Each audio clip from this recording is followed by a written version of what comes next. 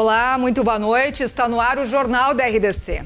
E você confere agora os destaques desta sexta-feira. Julgamento do caso Bernardo chega ao fim. Os 4 réus foram condenados pela morte do menino ocorrida em 2014. Hoje é dia do consumidor. Você sabe quais são os seus direitos na hora de fazer as compras? E após um ano de pausa, começam hoje no Porto Seco os desfiles das escolas de samba do Carnaval de Porto Alegre. E mais, as informações da dupla Grenal, a previsão do tempo e o comentário de João Batista Filho. Fique conosco, o Rio Grande se conecta aqui.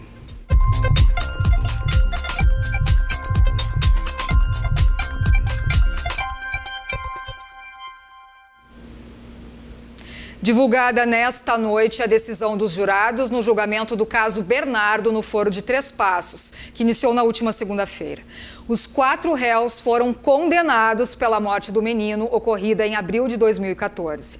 O pai, Leandro Boldrini, a madrasta, Graciele Ugolini, e a amiga da madrasta, Edelvânia e Evandro Virganovics, irmão de Edelvânia. Uma multidão concentrada em frente ao local comemorou o resultado. Nesta sexta-feira, a sessão começou aproximadamente 10 da manhã, com réplica da promotoria aos argumentos apresentados pela defesa dos réus. Os promotores pediram justiça aos jurados em nome de Bernardo. Seguida, então, da tréplica dos advogados. À tarde, a sessão foi suspensa para a votação do júri e, por volta das 7 da noite, a juíza Sucilene Engler começou a ler a sentença de condenação dos 4 réus pela morte do menino Bernardo Boldrini. Tiveram um almoço em família, ocasião em que Bernardo se mostrava feliz, conforme relatos das testemunhas, sendo que logo após o fato, os acusados, como se não possuíssem nenhum vínculo afetivo ou emocional com a vítima, o conduziram para a morte, ministrando dosagem letal da substância midazolam, o que choca o sentimento e a sensibilidade do homem médio. Ainda mais porque o conjunto probatório trazido aos autos deixou bem caracterizado que esse desequilíbrio emocional demonstrado pelos réus constitui a mola propulsora para a prática do homicídio. O pai, Leandro Boldrini, foi condenado a 33 anos e 8 meses de prisão por homicídio qualificado, ocultação de cadáver e falsidade ideológica. A madrasta, Graciele Ugolini, foi condenada a 34 anos e 7 meses por homicídio qualificado e ocultação de cadáver. Edelvânia Virganovics recebeu a condenação de 23 anos por homicídio qualificado e ocultação de cadáver. O irmão dela, Evandro Virganovics, foi condenado a 9 anos e 6 meses por homicídio simples e ocultação de cadáver. Ele poderá ir para o regime semiaberto. Os 4 réus ficarão presos preventivamente para poder realizarem a apelação. A juíza salientou a frieza e a insensibilidade do pai e da madrasta. Destaco ainda que a ré, em vez de proteger a vítima, seu enteado, o qual estava sob seus cuidados, proferiu contra ele ameaças de morte.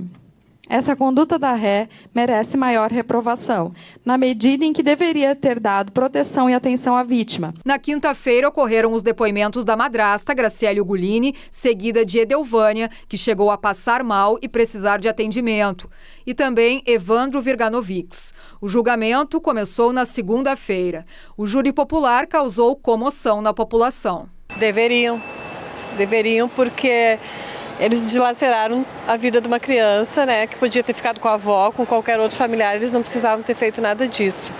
E a madrasta alegou que ela matou porque ela amava mais a filha dela, dessa criança. A gente não tem o direito de tirar a vida de ninguém. Sim, eles têm que ser condenados, né? É um crime horrível, né? Acredito que sim. Pelo que apresentou ali a promotoria e pela posição dos réus, acho que sim, não tem como os caras ser absolvidos, né? A Constituição Federal estabelece lá no artigo 5º que todos os crimes dolosos contra a vida serão julgados, então, pelo procedimento do Tribunal do Júri. O Ministério Público avaliou o resultado como excelente. E hoje é o Dia do Consumidor. A data foi criada para marcar os direitos e também as boas práticas nas relações de consumo e reforçar que empresas e lojas tenham o compromisso de respeitar as leis que protegem os seus clientes. Aqui no estande da Agência Nacional do Petróleo, em meio às ações do Dia do Consumidor no centro de Porto Alegre, estes tubos com combustíveis chamam a atenção. Para quem dirige, é necessário saber um dado muito importante. O teor de etanol na gasolina tem que ser de 27% para evitar problemas no veículo. E tem este outro balde de 2 litros em que mais testes são feitos. Você sabia que os postos de combustíveis são obrigados a ter estes equipamentos? É um balde aferidor que ele tem a marcação do zero, que ele pede para abastecer, o frentista programa 20 litros e aí ele vê, após o abastecimento, ele vê se a marca está próxima do zero. Pode estar em até menos 60 para baixo ou mais 100 ml para cima. Se algum posto não tiver como fazer o teste, não tiver na hora, é multado, o que acontece com ele? A gente solicita que faça a denúncia no 0800 970 0267, que é o número de denúncias da ANP, para que a gente possa apurar esse tipo e outros tipos também de denúncias. Para aquelas comprinhas da feira ou do mercado, também é importante prestar atenção à pesagem. Seja na hora de pegar o queijinho do sanduíche ou a carne do churrasco. As balanças precisam ser atestadas pelo Inmetro. Para que, então, nós possamos garantir para o consumidor e também para o vendedor que nenhuma das partes está sendo lesada numa relação de consumo. Então, se você está comprando 1 quilo de batata, é realmente 1 quilo e não 1,1 kg e não 900 gramas. Mas o Dia do Consumidor foi criado há mais de 30 anos, não só para incentivar promoções, não, e sim para refletir sobre como se gasta e, principalmente, evitar endividamentos. Por isso, ações como esta garantem que a população entenda seus direitos e deveres na hora de fazer as compras. Por mês, de 400 a 500 pessoas fazem reclamações e tiram dúvidas no Procon Gaúcho. Como 400 municípios não têm uma sede do órgão, foi criado um serviço online que atende também mensalmente 800 consumidores. E o consumidor tem também uma resposta em torno de 10 dias com aquelas empresas que já aderiram a este novo sistema, né, de tentativas de haver uma harmonização nessas relações que foram contraídas, então, em relações de consumo. Na ação deste ano, que também conta com outros parceiros, como o Procon Municipal, a Defensoria Pública e o Ministério Público, está sendo organizada uma força-tarefa de segurança alimentar, justamente para incentivar os consumidores na hora das compras essenciais da casa. Temos aqui agora o mercado público na nossa frente, né? E o próprio consumidor que está aqui no mercado poderá vir aqui para saber se ele tiver alguma dúvida em relação àquele produto que ele vai adquirir ou aquilo que ele pelo menos pensa em adquirir, né, como alimentos, para verificar se ele está dentro do prazo da validade, verificar se ele está em condições de consumo, se ele é um alimento que realmente é aquilo que ele espera, né? E a gente vai então orientar para verificar os rótulos, como é que ele verifica esses rótulos, ou seja, hoje vamos intensificar essas informações. E os aposentados do INSS que não apresentaram prova de vida há mais de 12 meses terão o benefício bloqueado. A medida já vale a partir deste mês. O bloqueio das aposentadorias e pensões dos segurados vai ser feito a partir do benefício de março, que será pago até o começo de abril. Os beneficiários que forem bloqueados devem realizar a prova de vida a partir do dia da liberação do benefício. O procedimento pode ser feito em qualquer instituição financeira onde for realizado o pagamento e a liberação é feita na hora. É necessário ir aos bancos portando um documento com foto e, no caso de impossibilidade de ir até uma agência, pode ser feito através de procuração. Depois do prazo de 1 ano, se ficar 6 meses sem comprovação de vida, o benefício é encerrado de forma definitiva. E a partir de hoje, taxistas que não tiverem máquina de cartão de crédito e débito para o pagamento das corridas podem ser multados. A multa será de R$ 160,00 com 58 centavos para quem não tiver o equipamento no carro. A medida faz parte das mudanças estabelecidas pela Lei Geral dos Táxis, aprovada em junho do ano passado. O texto também prevê alterações na padronização dos veículos, exames toxicológicos para os condutores, além de uma mudança experimental de 1 ano na sinalização do capô para identificar carros livres ou em viagem. Acontece agora à noite o transporte de 2 pás utilizadas nos cataventos do Parque Eólico de Osório, no litoral norte.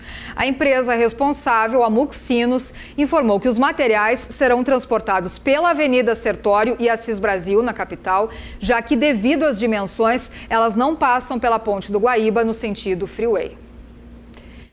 A Polícia Civil fechou hoje uma fábrica clandestina de calçados em São Leopoldo. Foram recolhidos mais de 500 pares de calçados falsificados. O local não tinha alvará de funcionamento. O nome da fábrica e dos investigados não foi divulgado, pois a polícia tenta identificar quais lojas compravam os produtos. E depois de um ano sem desfiles no Carnaval no Porto Seco, as escolas de samba se reorganizaram para trazer de volta essa tradição para Porto Alegre. Os desfiles começam já daqui a pouquinho e a gente vai ao vivo com a repórter Manuela Veiga, que está no local. A nossa equipe de reportagem já está aqui no Complexo Cultural do Porto Seco, acompanhando os bastidores e os últimos detalhes para, é claro, as escolas de samba aqui de Porto Alegre saírem na avenida. Inclusive, a gente está aqui na concentração e olha só que bacana, o pessoal já está aqui fazendo a preparação, as escolas, enfim, toda a equipe de todas as escolas de samba se preparando, conferindo os últimos ajustes, porque sim, este é o Carnaval da Resistência, é o Carnaval da superação para as escolas de samba e o Carnaval da renovação, porque, como a gente bem sabe, ano passado não teve desfile de escola de samba e desta vez, de uma forma independente, sem recursos públicos, as escolas de samba aqui de Porto Alegre se mobilizaram junto às comunidades para, assim, colocar o Carnaval Gaúcho na avenida. Então vamos relembrar as escolas que vão sair ainda hoje na avenida da Série Ouro, que são elas: Bambas da Orgia, União da Vila do Iapeí e Imperatriz Dona Leopoldina. Vamos mostrar um pouquinho para vocês aqui como é que tá a estrutura, ó. O pessoal já tá chegando aqui na avenida, toda a estrutura da Polícia Militar, segurança pública, a parte dos médicos também. Aqui a gente observou algumas viaturas do SAMU que já estão aqui para dar todo o suporte durante a folia. A gente, é claro, acompanha todos os detalhes aqui pela RDC TV. Não deixe, é claro, também de acompanhar tudo que a gente atualiza lá nas nossas redes sociais, RDC TV Digital. Manuela Veiga para o Jornal da RDC. Mas não tem carnaval só no Porto Seco, né? As festas de rua continuam aqui na capital. 6 blocos vão se apresentar neste sábado e no domingo no chamado Eixo Centralizado, que é um circuito que acontece na região central de Porto Alegre. Na Orla do Guaíba, no sábado, o Bloco do Bartira desfila das 3 às 6 da tarde. O Puxa que a Peruca vem logo em seguida, com desfile previsto para acabar às 11 da noite. Ainda no sábado, o bloco Olha o Passarinho do Mário desfila pelo Centro Histórico das 5 da tarde às 9 da noite. Já no domingo, os desfiles dos blocos acontecem somente na região da Orla do Guaíba. O bloco Tem Tudo para Dar Errado começa às 2 da tarde. Os foliões ainda vão poder aproveitar os blocos, os dinobicos e o Gonhas da Folia. A Prefeitura de Porto Alegre espera um público entre 70 e 80 mil pessoas nessa que é a penúltima série de eventos do chamado Eixo Centralizado. A gente faz agora um rápido intervalo e na volta você vai saber mais sobre o Grenal pela 10ª rodada do Gauchão. Nós já voltamos.